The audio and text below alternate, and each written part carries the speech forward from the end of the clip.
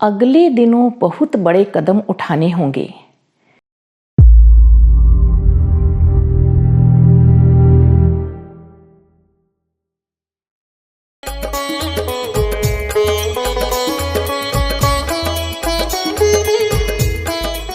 महिला जागरण अभियान का शुभारंभ श्री गणेश युग निर्माण योजना के परिजन सृजन सेना के सैनिक मिलजुल कर अपने घर परिवार से आरंभ कर रहे हैं।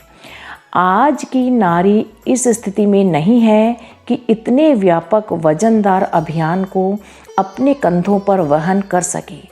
घायल व्यक्ति को तो सहारा देकर उठाने का प्रयत्न करना होता है, उससे वजन लादकर चलने के लिए नहीं कहा जा सकता। पैर टूट जाने की स्थिति में घायल को कंधे पर रखकर ले चलना पड़ता है। वह अपनी भारी पोटली लेकर नहीं चल सकता, अस्तु उस सामान को लेकर चलने का प्रबंध भी उन्हीं को करना पड़ता है जो उसे सहारा देकर उठाने और अस्पताल पहुंचाने का प्रयत्न कर रहे हैं। अपने देश में सुशिक्षित एवं सुयोग्य महिलाओं की संख्या कम है। जो हैं वह अपनी नौकरी चाकरी तथा घरेलू कामकाज में बेतरह व्यस्त हैं। सार्वजनिक क्षेत्र में प्रवेश कर सकने और उस दिशा में निरंतर श्रम करने की स्थिति में जो हैं, उनमें से कदाचित ही कुछ इस दिशा में सोचती हैं। यदि वे चाहें तो भी वे अपने पास पड़ोस के छोटे से क्षेत्र में भी कुछ कर सकते हैं। देशव्यापी अभियान वे कठिनाई से चला सकेंगी या आंदोलन का दफ्तर खोलने, भाषण प्रस्ताव करने, लेख लिखने जैसे छुटपुट काम करने में आगे कदाचित ही बढ़ सकेंगी। समय की पुकार इस अभियान को आंधी तूफान की तरह व्यापक बना देने की है। उसे दावानल की तरह द्रुतगामी और गगनचुंबी बनना चाहिए। इसलिए इसका प्रथम उत्तरदायित्व प्रगतिशील पुरुष वर्ग पर डाला गया है और जोर देकर कहा गया है कि पश्चाताप प्रायश्चित्त के रूप में भी और उज्जवल भविष्य की अनिवार्य आवश्यकता समझकर भी नारी पुनरुत्थान का सूत्र संचालन उसी को करना चाहिए। नारी अग्रिम मोर्चे पर खड़ी जरूर होगी, पर उसे इसकी सफल भूमिका निभा सकने की स्थिति तक पहुंचाने के लिए उसी को अपने घरों की नारियां आगे धकेलनी होंगी। प्रोत्साहन, प्रशिक्षण, मार्गदर्शन, अवकाश देने से लेकर साधन जुटाने के लिए उसे पर्दे के पीछे रहकर पूरा योगदान देना होगा।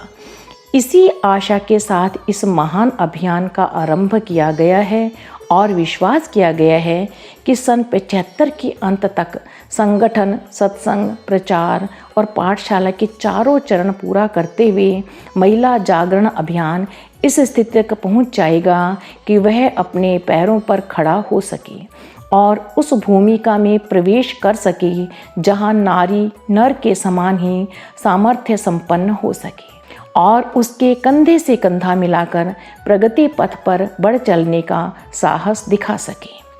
प्रारंभिक ढांचा मजबूत पैरों पर खड़ा होते ही चिंतन और कार्यक्रम को सुविस्तृत बनाना होगा और तदनुरूप योजनाएं बनानी होंगी।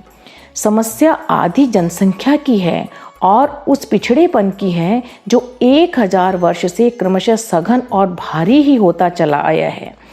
टूटी हुई नारी को उठाना और नर को उपलब्ध निरंकुशता की पकड़ ढीली करने के लिए मनाना, यह दोहरी कठिनाई है। क्षेत्र की व्यापकता और कार्य की गुरुता को देखते हुए सहज ही यह अनुमान लगाया जा सकता है कि इसके लिए कितने अधिक प्रयत्न करने होंगे और कितने बड़े साधन जुटाने होंगे। नारी पुनरुत्थान का कार्य स्वतंत्रता आंदोलन जीतने से कहीं अधिक बड़ा काम है। जिन्होंने भारतीय स्वाधीनता का इतिहास पढ़ा है, उसे निकट से देखा है, वे जानते हैं कि उसमें कितनी जनशक्ति और साधन शक्ति झोंकनी पड़ी थी। नारी पुनरुत्थान के लिए उससे बड़ा ही चक्रव्यूह रचना होगा और उससे अधिक ही साधन जुटाने का प्रयत्न करना होगा। इस संदर्भ में कुछ ध्यान रखने योग्य बातें इस प्रकार हैं।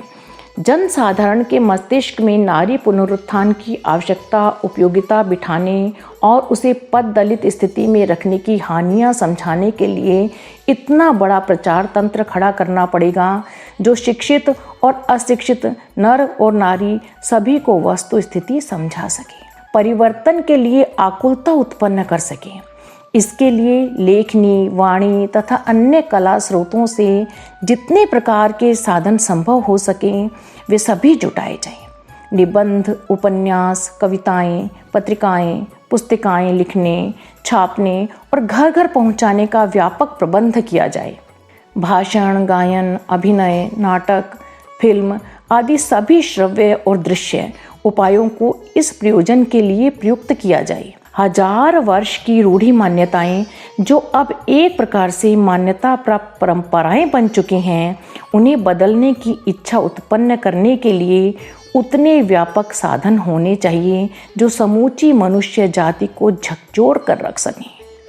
दूसरा है, आज की अशिक्षित नारी को शिक्षित बनाने के लिए प्रौढ़ शिक्षा का इतना बड़ा संगठित प्रयास हो कि उसके प्रभाव क्षेत्र में समूचा राष्ट्र आ सके। इसे युग धर्म माना जाए और उसके लिए प्रत्येक व्यक्ति को कुछ न कुछ अनुदान प्रस्तुत करने के लिए कहा जाए। तीसरे प्रहर 2 से 5 बजे चलने वाली प्रौढ़ महिला पाठशालाओं का प्रबंध गली गली, मोहल्ले मोहल्ले में किया जाए।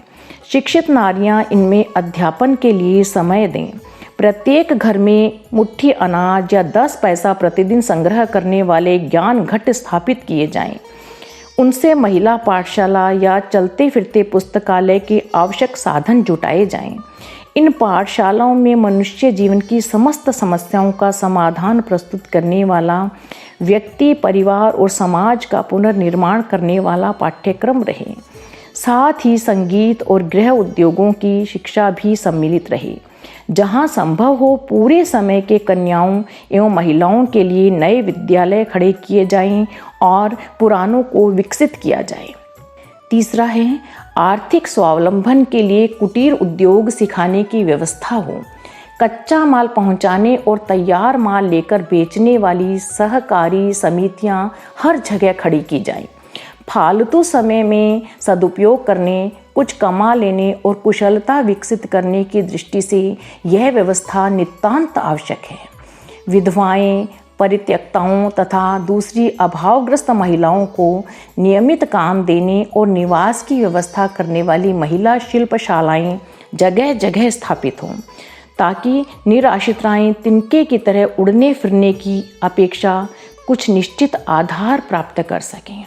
ऐसी महिलाओं की संख्या इन दिनों निरंतर बढ़ती ही जा रही है।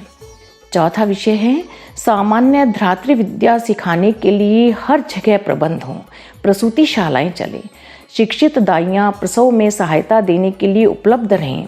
पिछड़े क्षेत्र में इस जानकारी के अभाव में हर साल लाखों मृत्यु होती हैं और अगणित महिलाएं इसी कुचक्र में जीवन भर के लिए भयंकर यौन रोगों से ग्रसित हो जाती हैं। इनका जीवन बनाने के लिए हर जगह प्रबंध हो।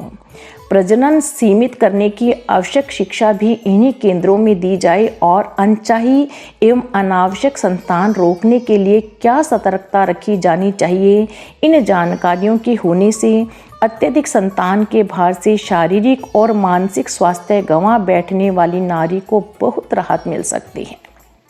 5वां बिंदु है, शिक्षा, आजीविका, चिकित्सा आदि की आवश्यक कार्यों के लिए जाते समय बच्चों को संभालने, खिलाने वाले ऐसे शिशु गृह बनाए जाएं, जिनमें उतने समय तक बच्चों को संभालने की व्यवस्था रहे और महिलाएं उतने समय तक अन्य आवश्यक कार्य कर सकें।